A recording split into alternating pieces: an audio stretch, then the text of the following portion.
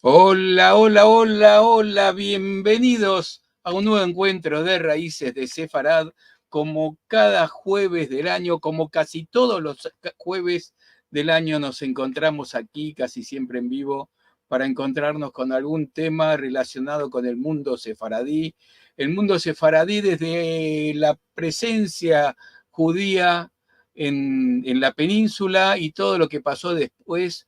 Hoy tenemos de antes de la expulsión y de después también, pero más sefaradí no se puede ser con este nombre. Así que hoy vamos a tener profundamente sefaradí y de la mano, de la boca, de la cabeza, de lo mejor que podemos tener para escuchar. Siempre es un placer, ya hablaremos de eso. Por lo pronto saludo a Liliana, que está en el otro estudio del Centro Cultural. ¿Cómo estás? Hola Marcelo, hola a todos. Qué lindo volver a vernos. La verdad que los extrañamos una semana. Estamos en un año nuevo, 5785 esta vez, y próximos a pasar la fecha de Yom Kippur, que empieza mañana. Y muy contentos, como siempre, de traer estos temas. Hoy vamos a hablar de una familia emblemática, pero antes les vamos a presentar lo que vamos a tener en los próximos días. Como lo hacemos siempre, lo empezamos agradeciendo a quienes colaboran de cualquiera de las formas, sea compartiendo los videos, sea poniendo me gusta, sea poniendo los comentarios, o también los que quieran poner algún dinerillo siempre es bienvenido, porque la plataforma, el StreamYard, el mailing y todo eso, hay que pagarlo, así que aquellos que puedan poner algún dinerillo viene muy bien también, pero no es la única forma de colaborar. Ya saben, compartiendo los videos, difundimos la cultura sefaradí, todo esto estamos transmitiendo en vivo por Facebook, por YouTube, por Instagram. Así que a todos muchas gracias y agradecemos también a los disertantes que como el de hoy jamás cobran nada, jamás cobran ni un peso, Liliana y yo tampoco, por supuesto. Así que nos dan su sabiduría de puros generosos que son. A todos ellos, muchísimas gracias. Esto, Marcelo, es a puro corazón y a pura voluntad. Así que muchísimas gracias. ¿Qué tenemos Bueno, para vamos hoy? a tener este domingo, sí, vamos a tener nuestro programa de Encuentros de Al-Had, nuestra actividad en judeo español. Vamos a hablar sobre la ayudería de Argelia, historia oral de mi herencia sefaradí. Esto está organizado por Ladino 21 con su anfitrión Alejandro Acero Ayuda y su invitada, que es la que va a hablar sobre su historia familiar, Sara Agú. Por supuesto, como siempre les recordamos, es en judeo español, es en ladino, pero se entiende perfectamente, así que los esperamos a todos los que pueden entender el castellano, lo van a disfrutar muchísimo también. ¿Y qué tenemos para los próximos 2 jueves? Bueno, los próximos 2 jueves nos vamos a extrañar mucho, tenemos fiestas, es un mes de celebraciones, vamos a tener Sukkot la próxima semana y después celebraremos el comienzo de la nueva lectura de la Torá con Simchat Torah, así que vamos a tener 2 semanas en que espero que nos extrañen, nosotros siempre los extrañamos. Y vamos al plato fuerte de lo que tenemos para hoy. Sí, hoy vamos a hablar de esta familia, los Abravanel, una familia extraordinaria en un siglo excepcional, como dijo al principio Marcelo, con Sebastián de la Obra, nuestro amigo, nuestro querido colaborador, y les vamos a contar un poquito a modo de introducción, aunque ya ha colaborado con nosotros muchas veces, un poquito sobre su currículum. Es historiador, bibliotecario y documentalista, es fundador de la Casa de la Memoria de Sevilla y director de la Biblioteca de Casa de Sefarad, Casa de la Memoria de Córdoba, España. Cuenta con un amplio número de artículos relacionados con la documentación, la historia de Andalucía y el judaísmo hispano, y tenemos la gran suerte, la gran alegría y el honor de que está hoy con nosotros, aunque es muy tarde ahí en España. Hola Sebastián.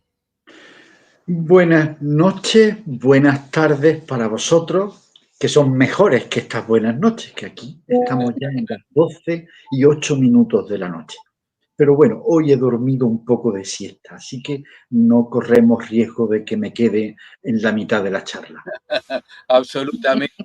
Y quiero aclarar a la gente, para aquellos que hayan tenido la fortuna de haber ido a la hermosa Córdoba, la Córdoba española, por supuesto, y seguramente visitaron la sinagoga de Córdoba y seguramente se cruzaron justito ahí enfrente que está la casa de Sefarad. Bueno, la próxima vez que vayan, preguntan por Sebastián, que él siempre está ahí, que los va a recibir seguramente muy bien. Él es el responsable de esa casa de Sefarad maravillosa que está en la calle de los judíos de Córdoba. Pero bueno, hecho este anuncio, esta, no publicidad, porque es mucho más que eso, es una recomendación. Queremos escucharte, Sebastián, con el tema que nos traes, que no es poca cosa, ¿no? Los Abravanel. Hay muchos linajes de la tradición sefardí. Pero me planteaba hace una semana, cuando realizaba un esquema sobre esta familia, decía, un historiador, como es mi caso, necesita no solo una técnica de narración, sino un soporte historiográfico en el que es indispensable hablar del contexto. Por eso el título de la conversación que vamos a tener esta noche era Una familia extraordinaria o excepcional en un siglo excepcional o extraordinario. Yo voy a hablar de tres figuras fundamentalmente: de Isaac Abravanel, de su hijo Judá Abravanel y de su sobrina y yerna, porque cumple esa doble función, Bienvenida Abravanel. Pero antes los quiero situar a quienes nos estén viendo y escuchando. Estamos en pleno siglo XVI. Previamente han ocurrido muchas cosas en la historia de Europa y en la historia de Sefarad, de la península ibérica. En el siglo XIV saben ustedes que Europa en concreto sufre una de las tragedias de manera natural más importantes de la historia de la humanidad, la famosa peste negra, la mayor epidemia que ha sufrido Europa. Esa situación contamina el ámbito de lo social, el ámbito de lo político, de lo económico y de lo cultural. ¿Por qué tiene tanta importancia ese siglo XIV? Porque en el siglo XIV se fragua gran parte de la discriminación y del antijudaísmo histórico de Europa, puesto que cuando una población y una sociedad sufre una tremenda tragedia, como es la crisis demográfica, mueren millones de personas, la crisis socioeconómica, la agricultura se abandona, la crisis política entre la nobleza y las monarquías que van adquiriendo cada vez más protagonismo, la crisis cultural de la transición de la Edad Media a la denominada Edad Moderna, etc. En esos momentos de crisis, casi todas las sociedades buscan un chivo expiatorio, alguien a quien acusar de lo que te está pasando. Nunca piensa uno que es responsable directo del mal que sufre. Siempre piensa y desea que sea alguien ajeno a uno mismo el responsable de ese mal.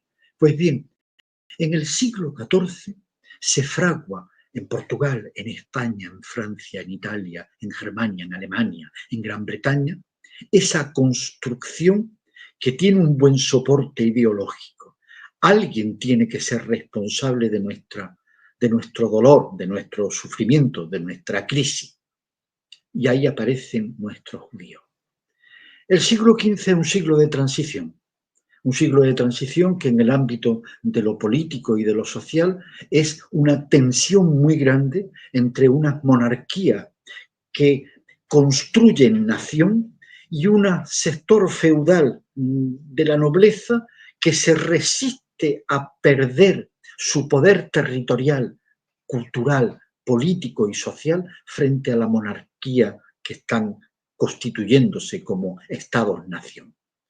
Y aparece el siglo XVI, el siglo de la gran transición, de la transición de la Edad Media a la Edad Moderna, de la aparición de la primera gran, hoy en día lo denominarían ustedes, la primera gran globalización económica, las grandes rutas marítimas y terrestres, la aparición en el comercio internacional del continente americano, el desarrollo de la histórica y mítica ruta de la seda hacia Asia, el conformar el Mediterráneo como un mar de intercambio y de una enorme tensión. Desde el punto de vista del pensamiento, se produce una enorme revolución del pensamiento. Piensen ustedes que, valga la expresión, que vamos a pasar de la primacía de la fe a la primacía de la razón.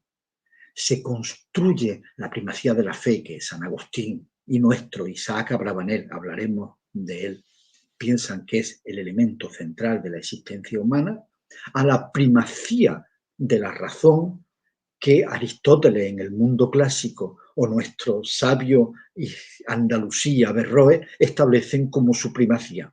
O ese criterio tan equilibrado y prudente de Tomás de Aquino y nuestro Maimónides, que intentan armonizar la revelación, la fe, con la razón, y que consideran que no solo no son incompatibles, sino que se compensan, se compenetran. Bien, esa transición que da lugar al conocido Renacimiento, no solo en Italia, sino en toda Europa, sucede en el siglo XVI. Pero además, me gustaría que ustedes supiesen que en el siglo XVI está Leonardo da Vinci, que en el siglo XVI y en la transición al XVII está Michel de Montaigne, que está el gran geógrafo Mercator, que están nuestra Teresa de Jesús y nuestro San Juan de la Cruz, que está Bartolomé de las Casas, de origen judeoconverso, que está Francisco de Vitoria, el gran creador de lo que hoy en día denominaríamos derechos humanos, que no son del siglo XX. Francisco de Vitoria, de origen judeoconverso, ya construye lo que vamos a denominar en la actualidad el derecho público internacional, que no es otra cosa que los derechos humanos. Están figuras como ya en el siglo, a finales del XVI y principio, como Cervantes, como Shakespeare, como Marlon.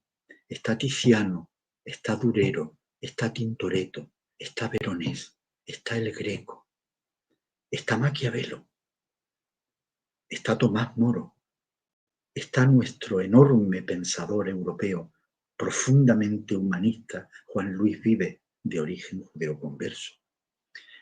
Está Leonardo da Vinci, está Caravaggio. Es decir, quiero que ustedes, si no es un atrevimiento, se imaginen que vamos a hablar de una figura de hombres y mujeres que tienen un enorme protagonismo en su ámbito vital, en su existencia humana, y que están enmarcados en un periodo en el que surgen todos esos nombres propios que le he relatado casi de memoria. Es decir, lo mejor, lo más creativo, lo más profundo, lo más hermoso del pensamiento se concentran en esa transición del siglo XV al XVI. Ese es el contexto cultural y es el contexto socioeconómico y es el contexto político.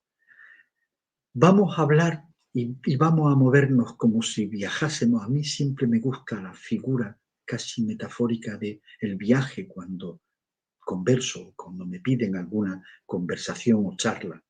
Vamos a viajar por Portugal, por España, por Francia, por Italia, por el Imperio Otomano. Vamos a dar muchos recorridos por el Mediterráneo, por Chipre, por Corfú, por la isla de Roda, por Sicilia. Vamos a visitar Sevilla, Lisboa, Badajoz, Nápoles, Ferrara, Venecia, Corfú. Este contexto es el contexto de la familia Abravanel. La familia Abravanel tiene un primer origen con un patriarca antiguo, Josep Abravanel. Estamos hablando del siglo XIII y estamos hablando de Toledo y Sevilla, dos grandes ciudades de la península ibérica. Y estamos hablando de un contexto político con un rey que en España recibe, bueno, en España y en la historia, recibe el nombre de Alfonso X el Sabio. Un rey legislador. ¿Por qué digo legislador?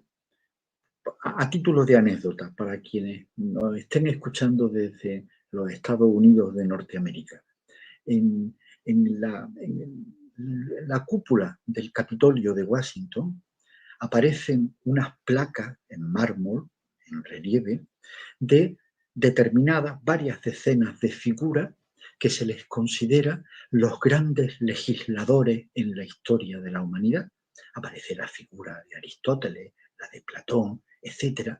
Y aparecen dos hispanos, solo dos. La figura de Alfonso X el Sabio y la figura de nuestro admirado Rambam de Maimónides. Pues bien, ese Judá Abravanel es el patriarca que, procedente de la ciudad de Sevilla, forma parte de la corte, en el sentido de cortesano, de Alfonso X el Sabio. La familia Abravanel es una familia que presume desde su origen de descender directamente de la casa de David, del rey David. Han sido desde su origen en Sevilla unos promotores y comerciantes que se han especializado en los programas de préstamo y de rentas, hasta tal punto que de manera sucesiva Judá Abravanel, Samuel Abravanel, Isaac Abravanel y Jacob Abravanel cumplen la función de tesoreros y almojarifes. El término almojarife es un término muy hermoso que define al responsable de recaudar las rentas y los impuestos. Con lo cual, desde el siglo XIII hasta el siglo XV, nuestros Abravanel, con distintos nombres y distintas ubicaciones territoriales en distintos países y cortes, tienen una actividad fundamental, la de gestionar la recaudación de rentas y de impuestos. Elemento fundamental para la hacienda de una nación y elemento también determinante para la construcción de una imagen sobre el responsable. Recaudar impuestos no es precisamente la actividad más popular en el ejercicio económico. Así que nuestros Abravanel tienen el orgullo de descender de la casa de David, tienen el privilegio de formar parte de determinadas cortes con la función de recaudadores y de la gestión de la tesorería, de los impuestos y de las rentas, y al mismo tiempo van a arrastrar a lo largo de varias generaciones la envidia, el recelo y el rechazo de otros sectores pudientes de las sociedades y sobre todo de los sectores populares, que han elegido a lo largo de la historia a nuestros judíos como los responsables de sus males. Esa es la primera descripción que yo quería trasladarle. A Josep Abravanel, le sucede Judá Abravanel, que sigue siendo el tesorero real del hijo de Alfonso X el Sabio y de su hijo Fernando IV de Castilla. Se ubican en Sevilla y en Toledo. El hijo de Judá Abravanel, Samuel Abravanel, sigue siendo el tesorero del rey Juan II de España, de Castilla en este caso, perdón. España todavía no existe, de Castilla. Y tiene una peculiaridad, Semuel, y es que se convierte en el hombre más rico de la ciudad de Sevilla. Y Sevilla es la ciudad más importante, junto con Toledo, de toda la península ibérica.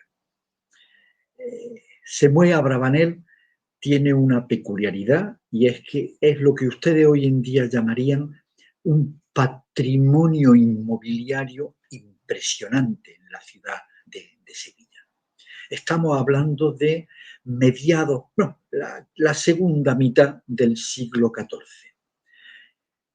¿Qué ocurre en ese momento con este personaje, Semuel Abravanel, nieto del patriarca Josep Abravanel? ¿Qué tiene miedo? ¿Qué tiene miedo? Porque la epidemia, la guerra de los Trastamaras en España entre Pedro y su hermano Enrique, las persecuciones, están construyendo un estado de ánimo, un ambiente peligroso, que desemboca en 1391 con los pogromos, con las matanzas y las persecuciones de gran parte de la judería hispana.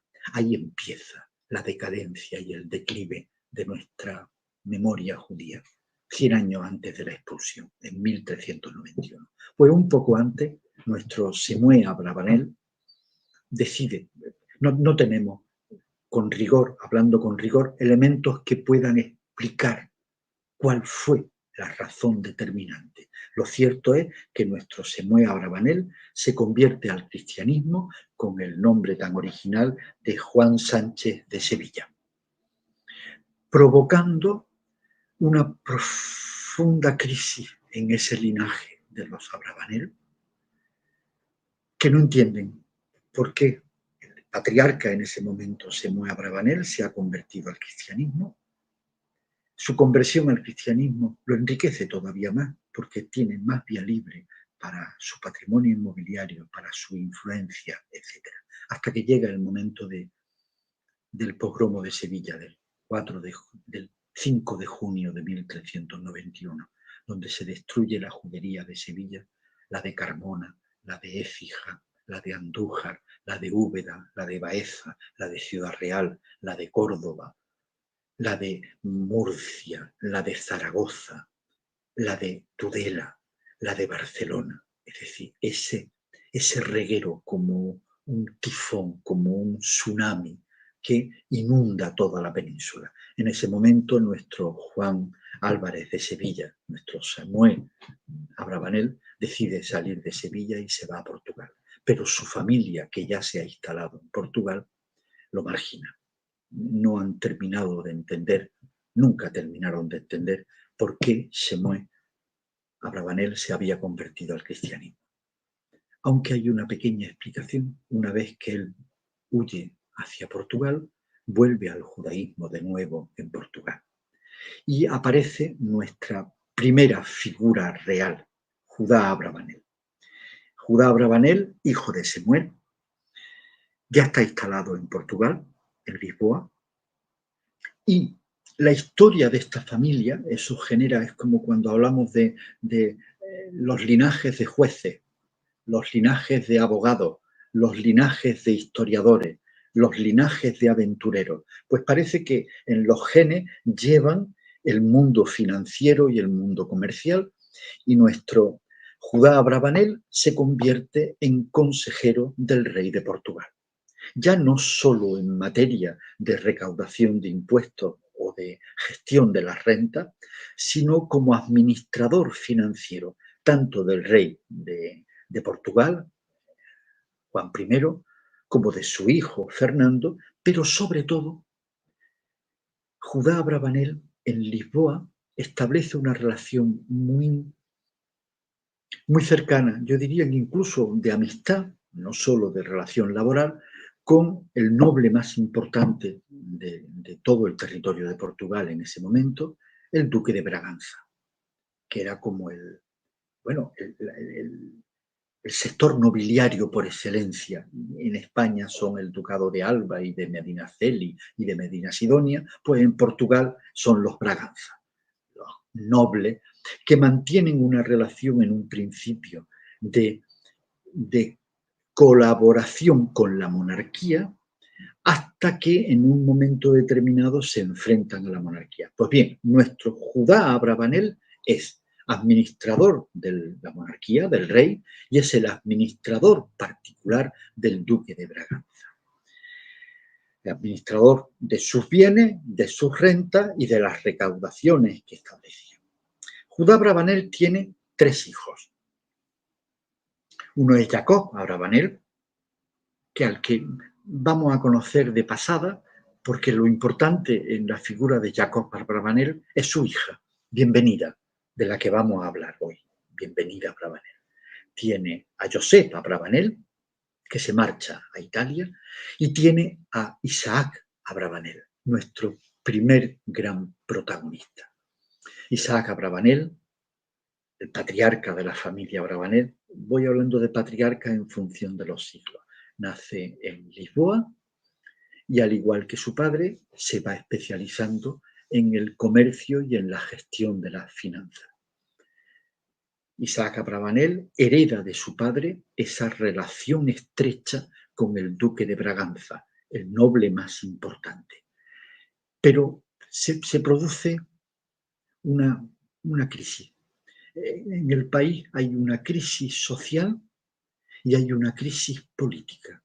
Un sector de la nobleza no le gustan las formas de actuar ni el ejercicio del poder del monarca, del rey, y se confabulan, valga la expresión, en una conspiración contra el monarca, protagonizada fundamentalmente por el duque de Braganza. ¿Y qué ocurre? Sean ustedes capaces de establecer los vínculos. Nuestra capacidad de deducción llega hasta ahí. El duque de Braganza es un noble portugués con una gran influencia política, que tiene como administrador al hijo de Judá Abravanel, en este caso a nuestro Isaac Abravanel, y se enfrenta al rey. Y la monarquía reacciona. En paralelo a esto que le acabo de describir de una manera muy somera, se está produciendo en Portugal una reacción importante ante la influencia y la presencia de las comunidades judías y la aparición de los judeoconversos. Muchos de ellos han huido de la península ibérica después de los sucesos de 1391 que le he mencionado al inicio. Esos 2 elementos, la crisis política y la crisis social, hacen que se produzca en el 1449 un suceso, un pogromo en la ciudad de Lisboa contra los comerciantes judíos y judeoconversos, y que provoca que la monarquía portuguesa establezca por primera vez en Portugal la señalización, valga la expresión, con una rodela de los judíos de la ciudad de Lisboa. Se aventuran malos tiempos y Isaac Abravanel es consciente de eso.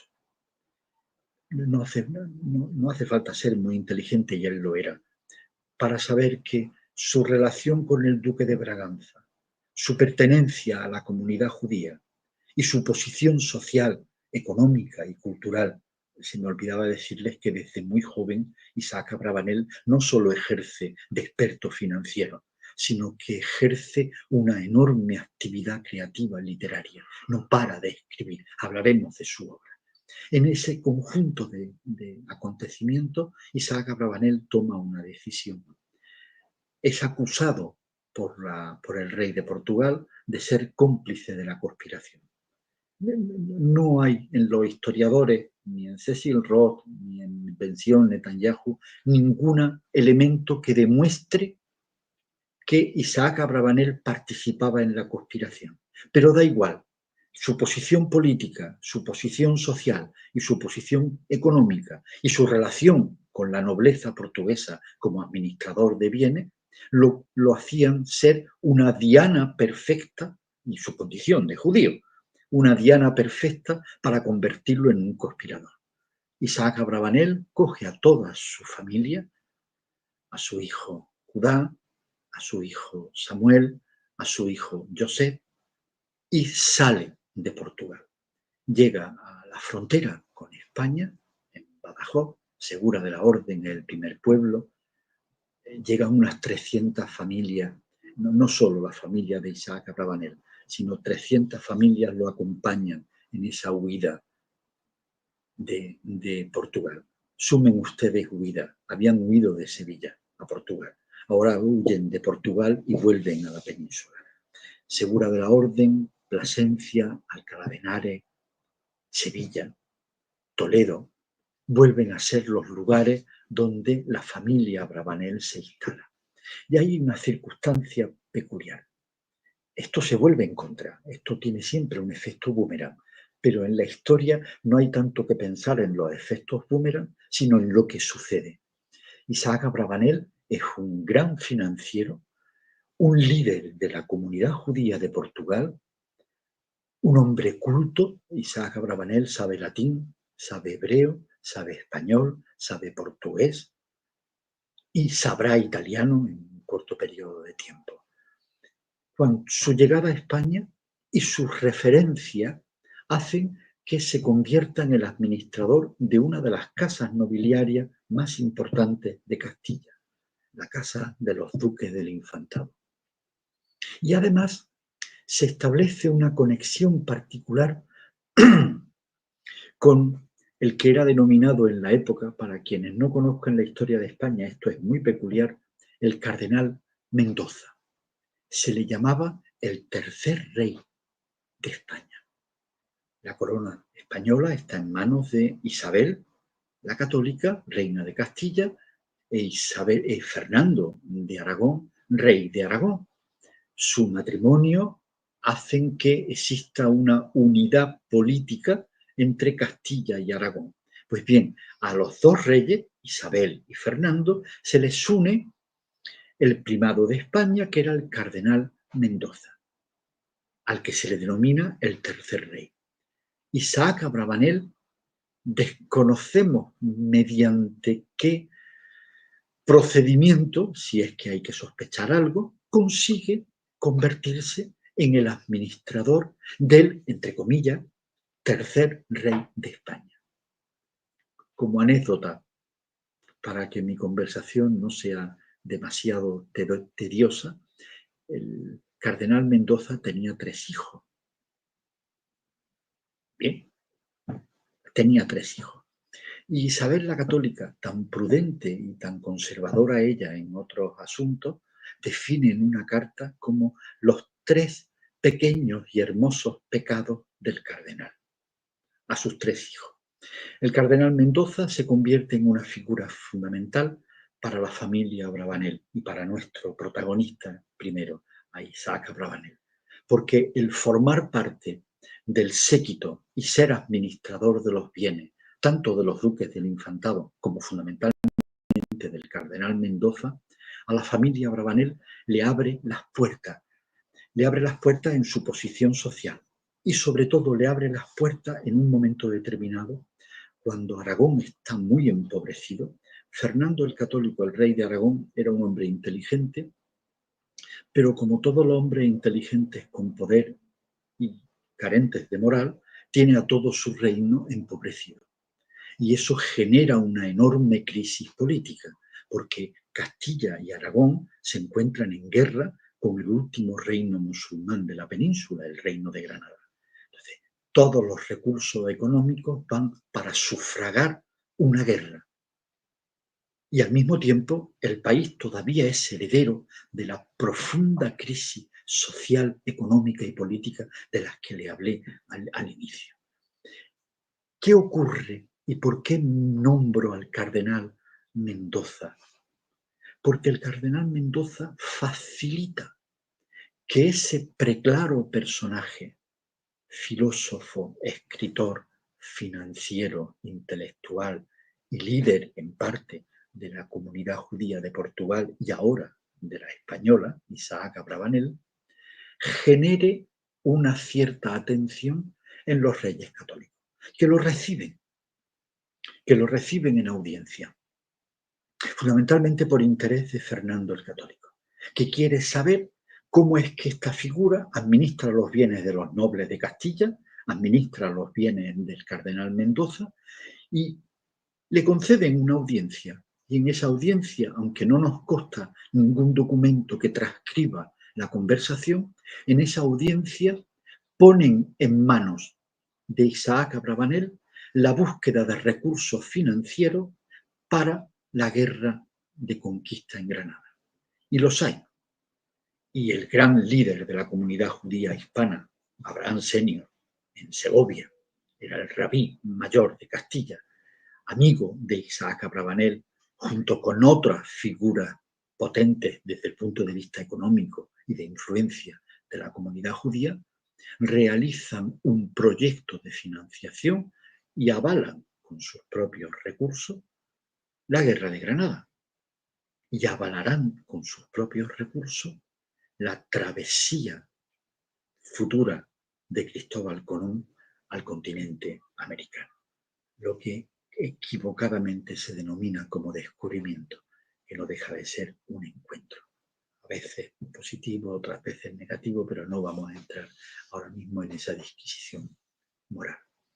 Isaac Abravanel entra en la corte de la mano del cardenal Mendoza con una gran habilidad para buscar y gestionar recursos, y la monarquía está feliz, endeudada porque ya le debe a Isaac Abravanel, y en un momento determinado, cuando se produce, esto es una acotación, la expulsión, le debía más de 4.500 ducados directamente a Isaac Abravanel.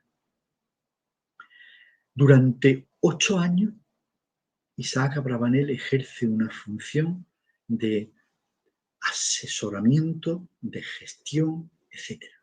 Y al mismo tiempo, Isaac Abravanel lleva una doble vida, no para de escribir. Comienza, que va a durar toda su vida, sus comentarios al Pentateuco.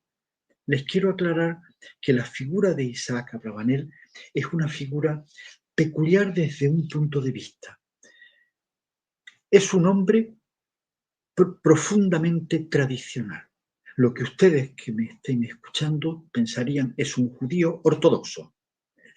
Cumple con las festividades, cumple con los mandamientos, cumple con todo. Es un hombre que participa de la tesis de la fe es el elemento fundamental. Es profundamente antirracionalista.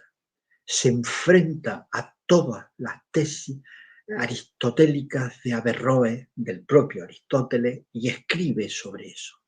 Salvo, y esto es muy, no tengo la expresión, iba a decir enternecedor, salvo con la figura de Maimónides.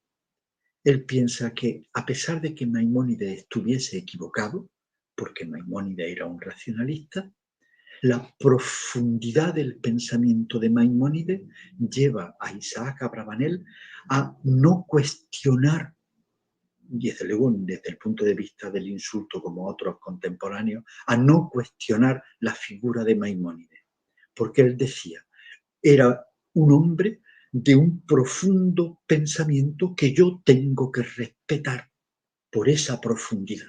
Es decir, puede ser un gran antirracionalista ortodoxo, pero no le toquen a Maimónides, porque es excepcional. Isaac Abravanel se sitúa en ese contexto como un personaje no de transición, él pertenece a la Edad Media, pero sí de una cierta apertura mental. Cuando le he dicho que identifiquen ustedes a Isaac Abravanel con el pensamiento ortodoxo del judaísmo, decía parte de la verdad, pero a eso hay que añadir que la mentalidad de Isaac Abravanel es una mentalidad liberal, permítame la expresión contemporánea, porque él admira y lee a Cicerón, y lee a Platón, y lee a Séneca, y lee a Tomás de Aquino, y lee a San Jerónimo, y lee a Ovidio. Es decir, su creencia le lleva a posicionarse en el fenómeno que está apareciendo en Europa de transición. Sus creencias le llevan a posicionarse frente a la asimilación o ciertas tesis de integración y de apertura en la tradición ortodoxa del judaísmo. Pero su carácter de activista político, de activista económico y de hombre creativo culturalmente hablando, le llevan a tener una mente abierta. No sé si me expreso suficientemente con claridad, pero les quiero trasladar que las personas son así, sobre todo las que son de una enorme trascendencia como Isaac Abravanel, pueden ser ortodoxos en el pensamiento y en su creencia y ser liberales en el sentido de apertura mental, de disfrute de la creación cultural de Cicerón, de Séneca, de Aristóteles, de Platón, de Tomás de Aquino o de San Jerónimo. Quería situar esto para que vean ustedes que aunque nos vamos a encontrar con un Isaac Abravanel activo contra el pensamiento racionalista que se está imponiendo en la cultura del Renacimiento que surge en Europa, al mismo tiempo él lee a todos, lee a los gentiles, llamaríamos en nuestro caso, y los lee a algunos de ellos con verdadera pasión y con verdadera admiración, que no es incompatible con mantener una tesis de fe como la de Isaac Abravanel. 8 años está Isaac Abravanel al servicio de los reyes católicos y de sus finanzas, etc. Pero se cierne sobre la península varios problemas. Primero de todo ello es la crisis política. El Estado que está construyendo el reino de Castilla con Isabel y el reino de Aragón con Fernando necesitan instituciones que le den cohesión. Los nobles, la nobleza, los herederos del feudalismo, las ciertas libertades comunales de las ciudades, de las provincias, de las regiones, etc., no facilitan una administración centralizada. Para eso se requieren instituciones que tengan capacidad de articular su poder y su administración sobre todo el territorio, no sobre la división de espacios con la nobleza, etc. En esa situación hace falta una institución que tenga la capacidad de intervenir en todo sitio. Esa institución es la Inquisición moderna, también llamada la Inquisición española, que además surge por una necesidad de tener una entidad centralizadora, por una necesidad de acabar de una vez con el universo que se ha creado tan peculiar, tan singular del mundo judeoconverso, es decir, nuestros judíos convertidos al cristianismo, que siguen siendo abogados, que siguen siendo notarios, que siguen siendo médicos, que siguen siendo administradores, que siguen siendo recaudadores, que siguen siendo traductores, que siguen siendo escribanos, es decir, que siguen teniendo una posición social, política y cultural influyente y que no es soportado por dos sectores fundamentalmente, por las masas populares que los odian y los envidian, y por el clero, tanto en la jerarquía como en los clérigos vulgares, simples, normales. Esa situación provoca una crisis de carácter social y cultural que avanza y empuja a la creación de la Inquisición. Porque la única minoría que no termina de asimilarse es nuestro judío y nuestro judeo converso. Y al mismo tiempo han ocurrido determinados sucesos en la península, que no me voy a alargar en ello. El asesinato ritual del Santo Niño de la Guardia, que así dicho es una anécdota, pero que esa anécdota en el momento en que se produce, 1480, genera una enorme rumorología en todo el país, como las fake news contemporáneas o los bulos. Y al final se asocia que los judíos y los judeoconversos están inmersos en asesinatos rituales. No hubo asesinato, no hubo ritual, no hubo niño ni hubo santo, pero eso sirvió como una perfecta coartada para la instauración de la Inquisición. Y al mismo tiempo se genera un problema de carácter socioeconómico.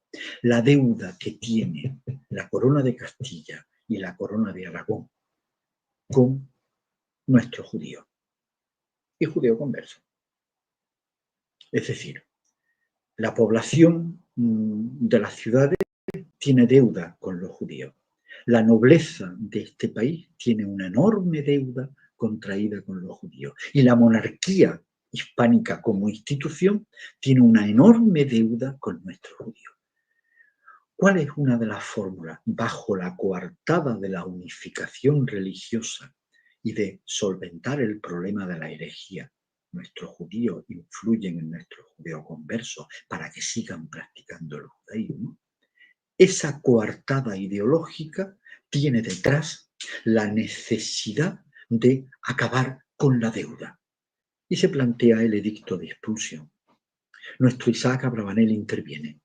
Él y Abraham Senior, los dos, intervienen, se movilizan, se convierten en verdaderos líderes de las comunidades judías, tanto las pequeñas como las grandes, tanto las intelectualmente potentes como las intelectualmente pobres, tanto las comunitarias como la oligarquía, tanto la de los cortesanos, movilizan a todas las comunidades judías y ofrecen, esta es una cantidad de la que nos habla Cecil Roth y también Antonio Domínguez Ortiz, ofrecen la cantidad de 300.000 ducados, un disparate. 300.000 ducados son decenas y decenas de millones de maravedíes. Y si los trasladáramos a lo que es el dólar contemporáneo norteamericano o al euro, serían cientos de millones. Le ofrecen a Fernando el Católico, fundamentalmente, 300.000 ducados para que frene la aplicación del edicto de expulsión. Nuestro inteligente y moralmente no muy presentable rey católico, Fernando, juega con Isaac Abravanel y con su amigo Abraham Senior. Juega y le dice, lo voy a pensar. Y alarga el periodo. El edicto ya está preparado, tanto en Castilla como en Aragón. Pero juega durante un tiempo. Estará haciendo sus cálculos. Es posible que esté viendo la compensación en un caso y en otro. Aplica el decreto. Las cuentas le salían a favor.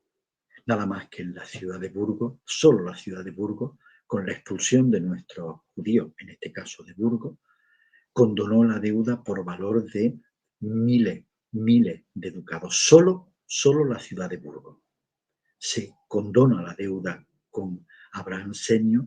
La familia de los Senior se convierte en al cristianismo, dando pie a una conocida familia de origen judío converso en España, los Coronel, la familia Senior Coronel, que después darán pie a la primera gran revuelta popular contra el emperador Carlos V, los comuneros. Los comuneros están encabezados por una descendiente de Abraham Senior, María Coronel, la mujer de uno de los grandes rebeldes contra el emperador Carlos V. Es decir, se convierten al cristianismo, mantienen sus bienes, sus recursos, se convierten en una familia cortesana, pero no dejan de tener un origen y una identidad que en los momentos más cruciales volverá a aparecer con su carácter protagonista, rebelde, etc. Pero esa es otra historia. Ya hablaremos algún día de los Senior Coronel. Nuestro Isaac Abravanel, con sus hijos, con su familia, deciden salir de la península. Es un eufemismo lo que acabo de decirle. Son expulsados. Y él escribe, es curioso, en uno de sus comentarios al Pentateuco, al libro de los Reyes, escribe literalmente: y marcharon sin fuerzas 300.000 estandartes de mi pueblo, y yo entre ellos, desde joven a anciano, niños, mujeres, en un solo día, desde todas las ciudades del reino. Y yo también elegí su camino, el camino del barco, en el corazón del mar. Y yo, Isaac Abravanel, en medio del destierro, vine con toda mi casa. Aparte del sentido poético de esta expresión, Isaac Abravanel, en casi toda su obra de exégesis de la Torá, del Pentateuco, de los libros que escribe posteriormente, etc., hay una línea continua de dolor por una vida de exilio, de diáspora continua, de persecución, a pesar de la posición social que él y su familia va a disponer en cada uno de los lugares en donde se ubiquen. Ellos arrastran, y Isaac Abravanel es muy consciente de eso, el dolor, el cansancio, el peso, como ustedes quieran denominarlo, del exilio, de la diáspora. Y por cierto, como anécdota, este texto, incluido en su comentario al Libro de Reyes, su comentario al Pentateuco, es de los primeros textos, hoy dirían en el mundo de la historiografía, como documento primario, que habla de una cifra. Habla de 300.000 familias, que coincide con lo que los historiadores del 19 y del 20 barajaban en las proporciones, que decían: 1/3 de nuestros judíos son expulsados y 2/3 de nuestros judíos se quedan en la península y se convierten, los judeoconversos, y algunos de ellos posteriormente tratados como los marranos. Si habla Isaac Abravanel de 300.000 que salen con su estandarte, podemos calcular, esto es un atrevimiento por mi parte porque nadie se atreve, hablan de proporciones, pero podemos calcular que la población judía hispana en un momento determinado se puede acercar a los 700 u 800.000 componentes. 1/3 sale con el edicto de expulsión, 2/3 se quedan convertidos al cristianismo, unos con fe y otros, muchos, sin fe. ¿Dónde va nuestro Isaac Abravanel? A Nápoles. ¿Por qué a Nápoles? Italia es un territorio hermoso para viajar y disfrutar, y complejo en el momento en que estamos hablando. En Italia se está produciendo una verdadera eclosión.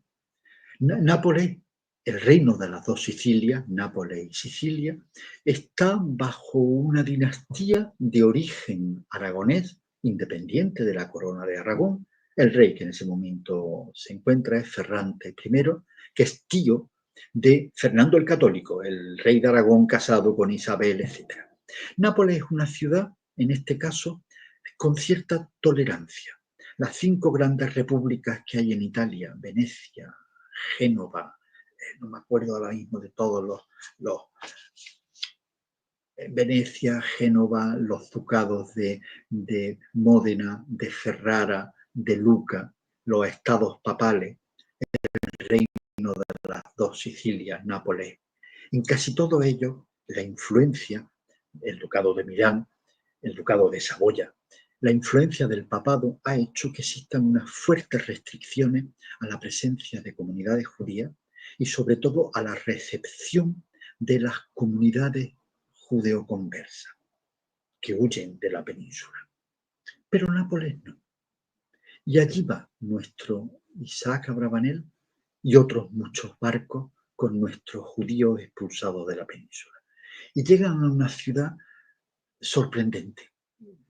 Antes y ahora, Nápoles era una ciudad poblada por griegos desde tiempos inmemoriales.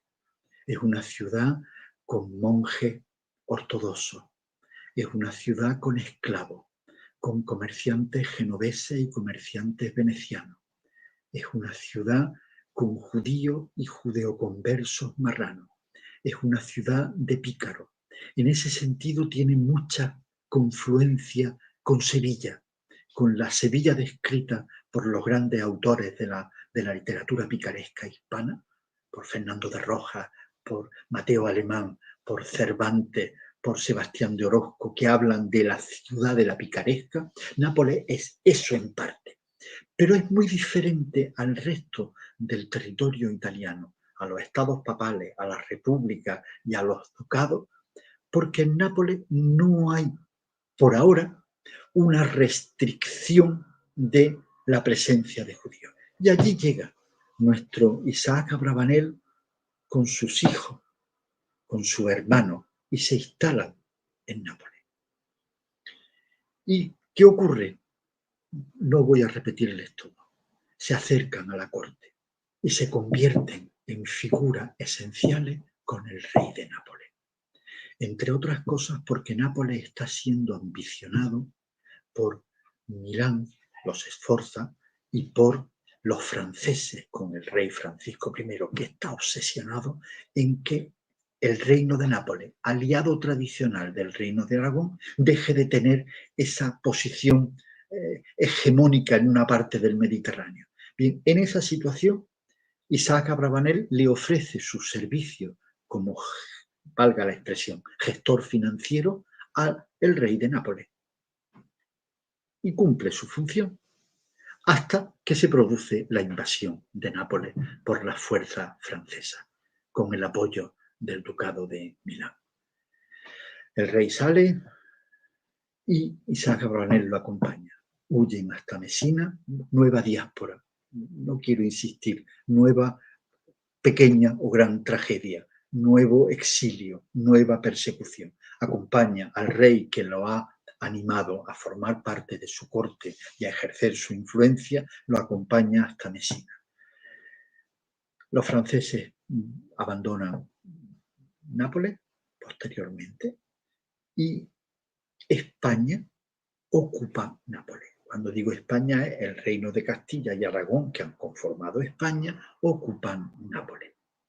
En ese periodo, nuestro Isaac Abravanel escribe y escribe, pero está cansado, está agotado. Va a Corfú, va a Monopoli. Dicen, aunque no está demostrado porque no hay ninguna documentación, que llega hasta Constantinopla, hasta que su hijo Josep, médico, le dice: vente a Venecia conmigo. Y se va a Venecia. ¿Qué ocurre en Venecia? El concilio de Idieci, que es el consejo municipal de la ciudad, es una ciudad que tiene una población judía importante, acotada a esa hermosa imagen que ustedes están viendo ahora mismo, al lado del Canareggio, existe el gueto nuevo y el gueto vecchio.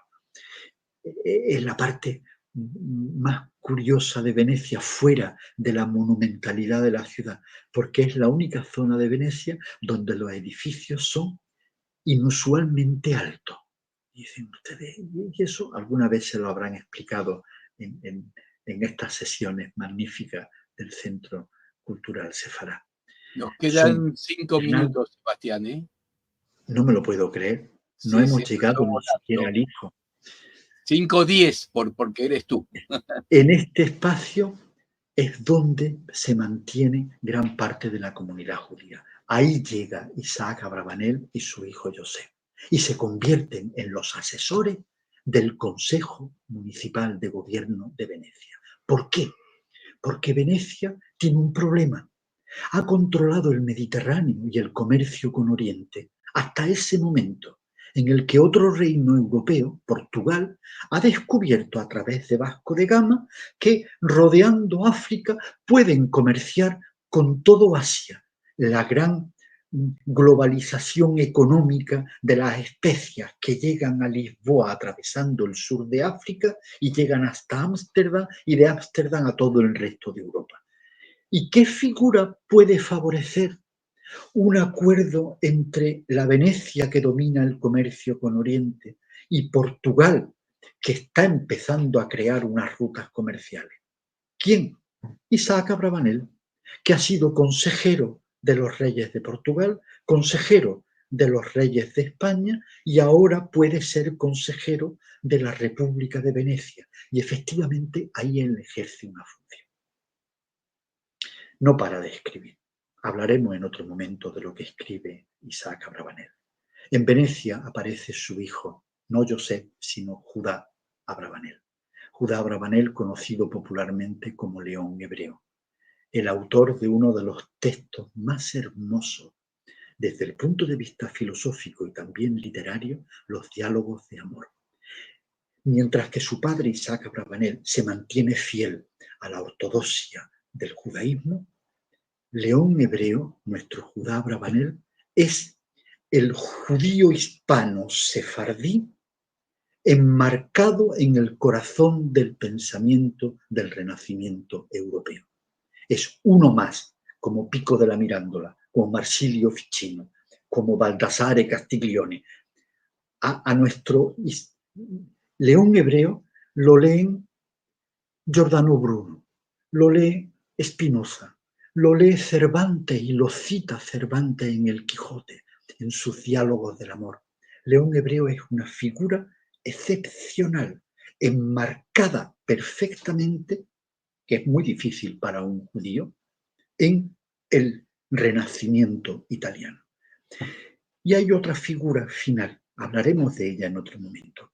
Bienvenida Abravanel, la sobrina de Isaac Abravanel, casada con su primo, con el hijo de Isaac Abravanel, Samuel.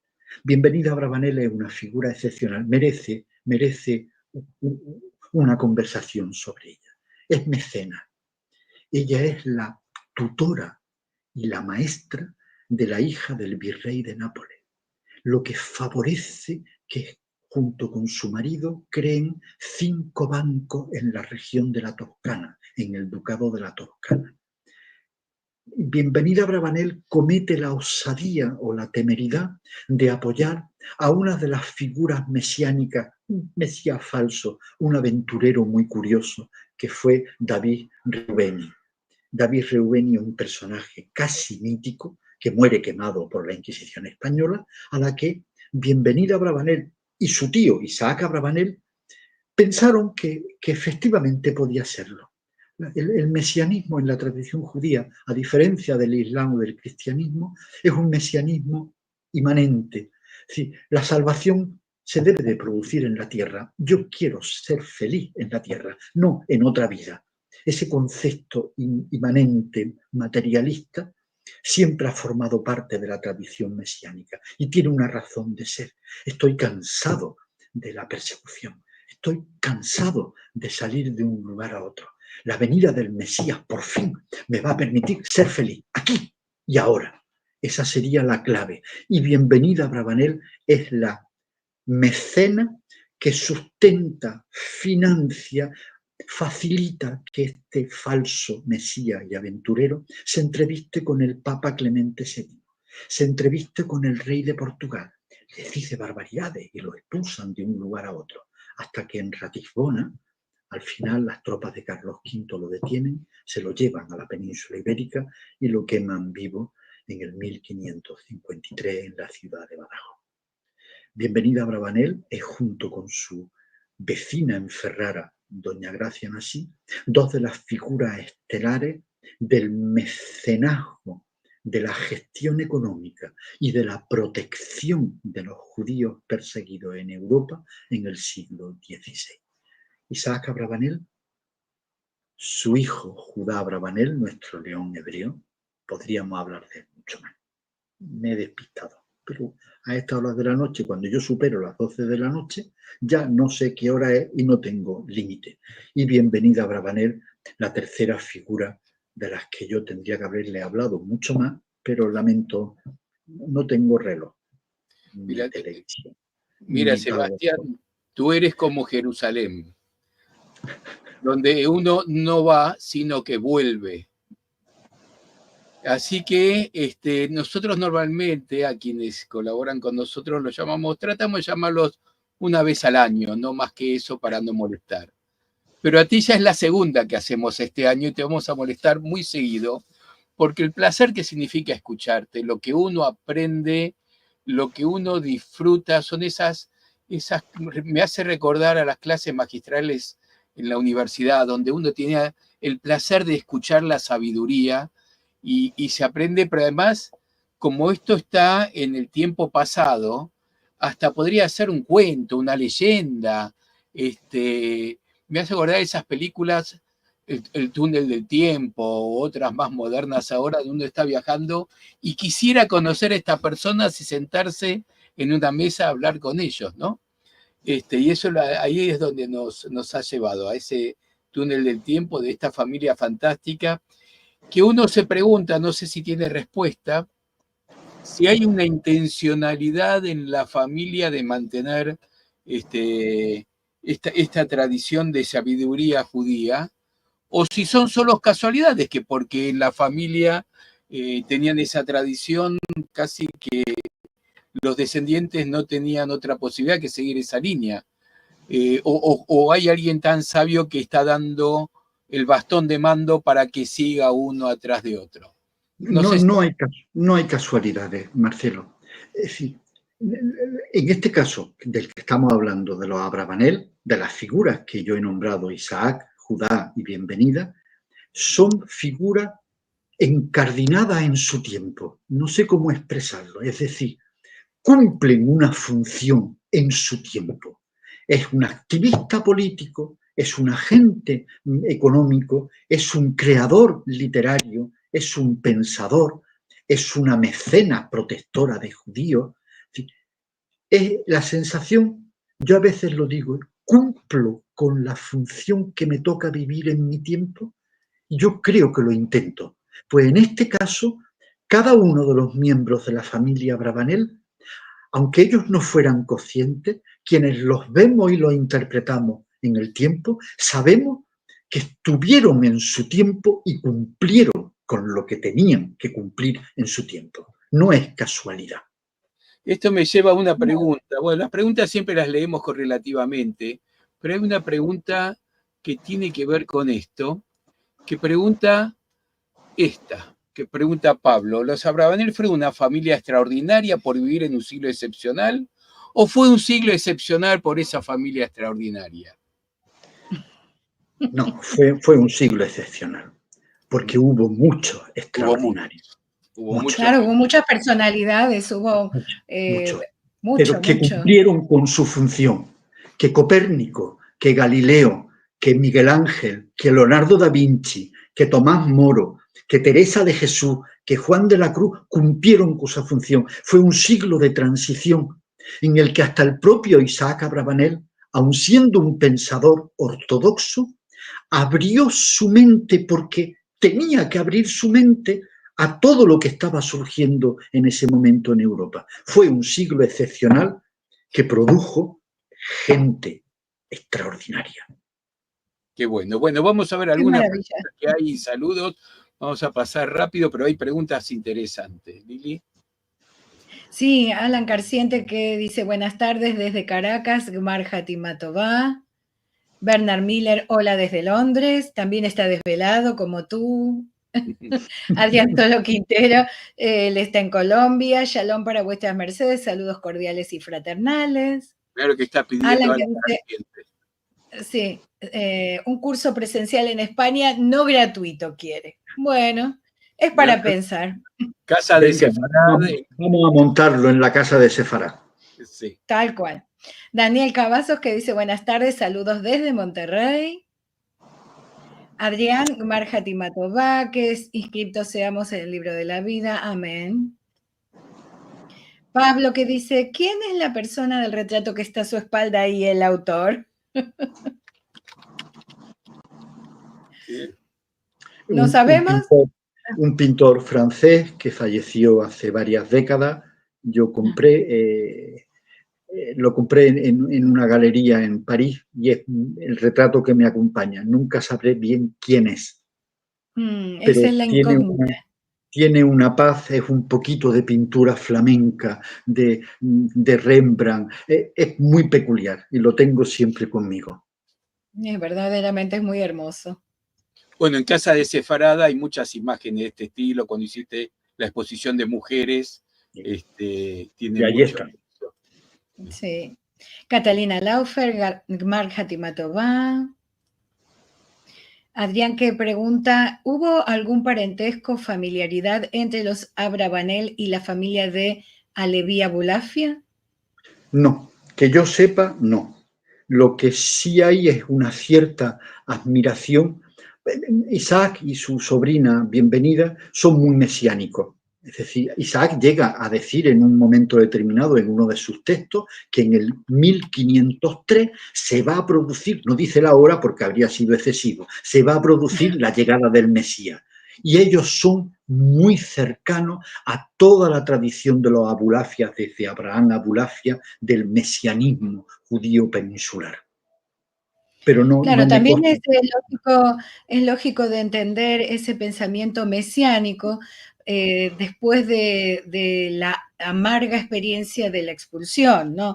Es una esperanza de que va a venir algo mejor, que tiene que venir algo mejor.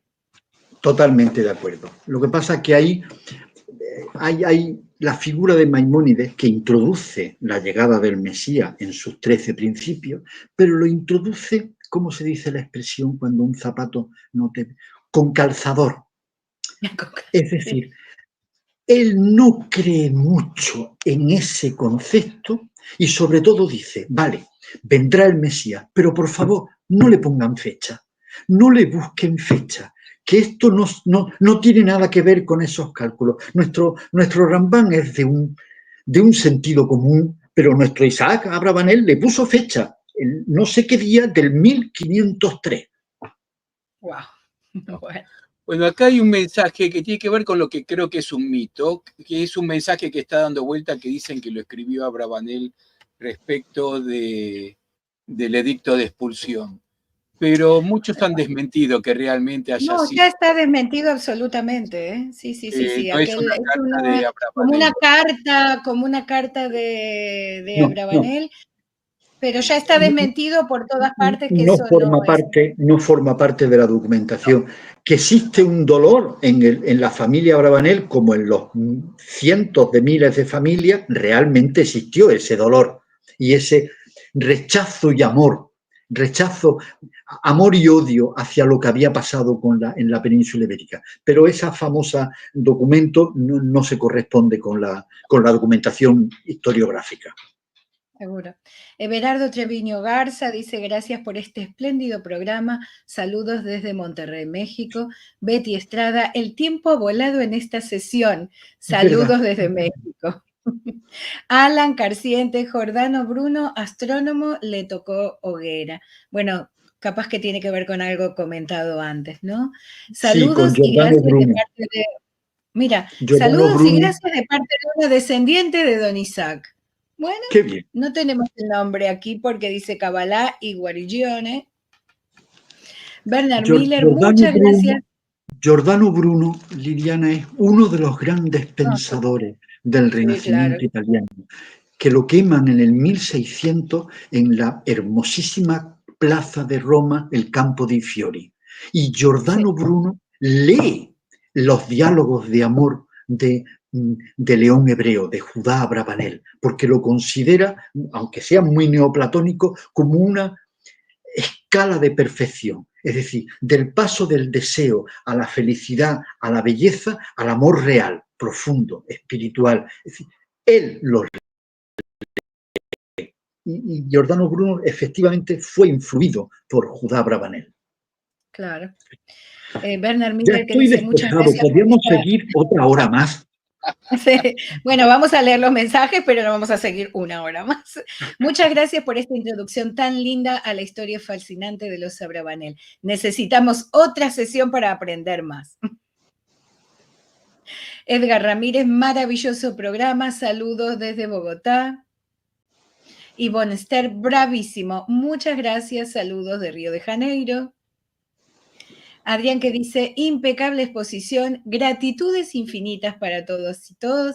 Una segunda y tercera parte quedan pendientes, un relato muy poético. Nos podríamos quedar por horas y no cansarnos. Yo estoy absolutamente de acuerdo, no me canso de escuchar a este experto en hablar. Edgar Ramírez que dice, en el siglo XXI se construyó América y los judíos tuvieron destacada intervención. Estaba pensando que Sebastián hace de la prosa una poesía. Habla de la historia como si uno estuviera viendo, no sé, el History Channel, pero en forma de poesía. Es maravilloso. Le agradecemos mucho, Sebastián. Bueno, yo creo que vas a lamentar que todos queremos más. Así que algún otro momento te vas a tener que desvelar nuevamente. Vamos a dejarte descansar igual un tiempo. Kabbalah y Guarigione se llama Daniela Bravanel, mirá, ahí tenés. Por eso decía que era descendiente de Isaac. Claro. Bien. Daniela Abravanel. Gracias, Daniela. Reitero, continuarán las historias con León Hebreo y con Bienvenida. Bueno, sí, ya tenemos 2 programas más. Porque ella se casa con el primo, pero el primo ya tenía hijos, ¿no? O sea que cría los propios a uno. Tuvo 7 con Bienvenida y tenía uno ilegítimo, entre comillas, anterior. Alfredo Benito Cohen, gracias, muchas gracias. Una maravilla de discurso con argumentos y precisiones. Me pregunto si estos pensadores sefaradíes abiertos, con mucha racionalidad, como eran vistos por el poder religioso. Creo que continúa, ¿no? Continúa, no, porque es el último mensaje, salvo que le esté... es el último. Bueno, quedó como... falta el final de la pregunta. Y ya nos pasamos 20 minutos. Sí, bueno. Le vamos a dejar descansar a Sebastián y ya vamos a planificar, ya sabes, tienes que pensar en la continuación. León Hebreo y Bienvenida. Bienvenida. Te voy a dar una buena noticia y es que desde noviembre ya va a ser 1 hora menos. En vez de las 12 tuyas es a las 11. No, mi mayor problema, primero, daros las gracias. Es un placer siempre conversar con vosotros y con vuestra institución. Y segundo, mi mayor problema son las 12 en punto. Si yo supero hasta a las 12 y cuarto, ya me he perdido. Ahora soy los responsables de que hasta las 4 de la madrugada no concilie el sueño. Pero estoy feliz y estoy muy agradecido por vuestra invitación. Date un abrazo, Sebastián, un abrazo grande. Date una vuelta por la terraza de la Puerta de Almodóvar y te tomas una caña a nombre nuestro. Sí. Un abrazo. Y quisiéramos con mucho gusto estar cerca para abrazarte otra vez. Totalmente. Bueno, nos vamos, nos encontramos de nuevo el domingo a la 1 del mediodía, hora de Argentina. En el anuncio están horas de referencia para otras ciudades y países. Vamos a hablar sobre la judería de Argelia, una historia oral de mi herencia sefaradí. Esto será con el anfitrión Alejandro Acero Ayuda y con Sara Agú, que es la que va a contar su historia familiar. Esto viene bien para destacar para los que están en Europa, que a partir de noviembre, ya para fines de octubre, hay un cambio de hora. Entonces, para ustedes va a ser 1 hora antes. Lo que esto es a las 12 de la noche va a ser a las 11 de la noche. Los que están en Israel, en vez de la 1, es a las 12. Acá en Argentina... Sí, los anuncios van a ir reflejando los cambios de hora, así que a partir de la próxima semana hay que empezar a poner atención en los cambios que se van a dar en Europa y también después en América.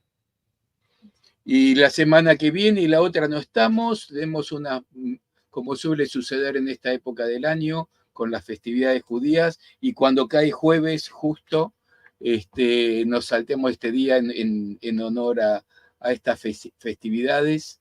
Así que nos veremos como en 3 semanas.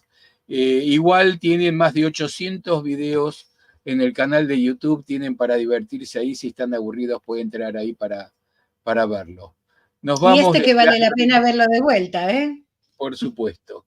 Nos vamos deseándole Tishkule Yanim Rabot a la comunidad judía.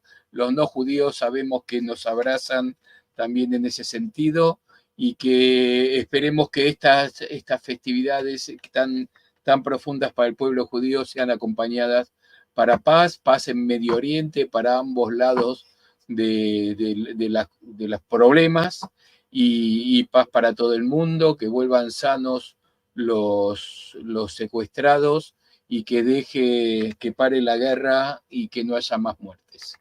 Amén. Nos encontramos. Chau.